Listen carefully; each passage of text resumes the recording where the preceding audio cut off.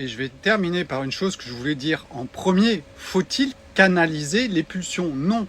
N'oubliez pas une chose, dès que vous entrez dans un système de contrôle, vous n'êtes pas en train de régler le problème. Vous êtes en train de le contrôler, de le canaliser. Donc faites bien attention. Là, je m'amuse avec le mot qui a été mis dans la question. Mais canaliser, non. Faites bien attention. Et bien sûr qu'il y a des choses qui existent. Vous pouvez faire des techniques respiratoires. Vous pouvez prendre des plantes. Vous pouvez faire de l'hypnose. Donc canaliser, on va dire, on va mettre de la peinture sur un déséquilibre intérieur.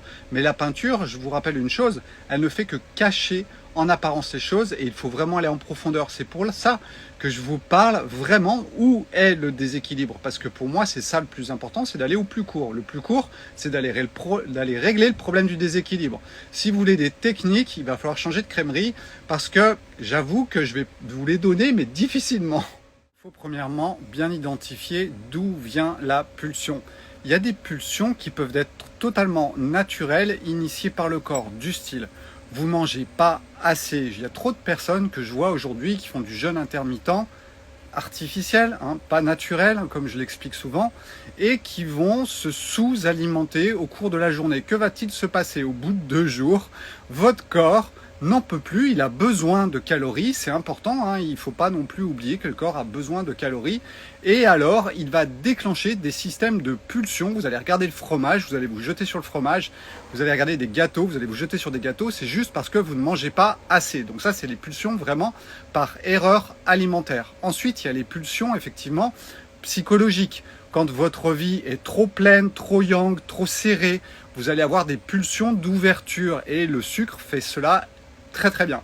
Et ça peut être aussi l'alcool qui peut créer ce genre de choses. Ce que j'étais en train de dire, donc le sucre ou l'alcool vont ouvrir tout ce que vous avez contracté. Donc si vous avez trop de pensées à l'intérieur de votre tête, si vous avez trop de travail, si vous êtes dans un système qui fonctionne trop serré, si vous habitez en ville par exemple, où on est tous serrés les uns comme sur les autres, comme dans des boîtes de sardines, eh bien là vous allez avoir tendance à créer des pulsions, des compulsions pour des choses qui vont ouvrir. Alors ça peut être la drogue, l'alcool, le sucre, ou alors il y en a d'autres qui vont partir dans trop de yoga, trop de système respiratoire, faire des choses particulières.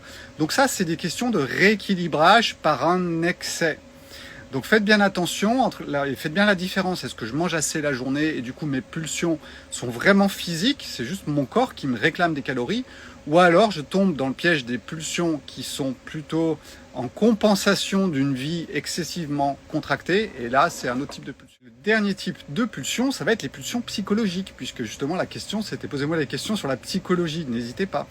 Et donc la pulsion psychologique, c'est quoi? Je me retrouve face au vide et je vais me remplir.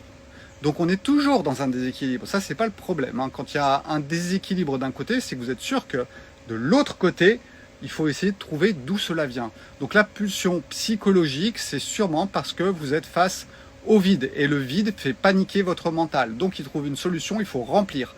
Soit vous remplissez votre vie en faisant trop de travail, en s'occupant de trop de choses, ou alors vous remplissez votre ventre, ce qui va court-circuiter le cerveau, puisque l'intestin c'est un deuxième cerveau. Vous allez occuper votre intestin, ça déconnecte ici au niveau du cerveau, et ça allège un petit peu vos problèmes psychologiques. Donc vous voyez, psychologique, physique ou vie pleine par exemple, ça peut créer des pulsions. J'espère avoir répondu à la question.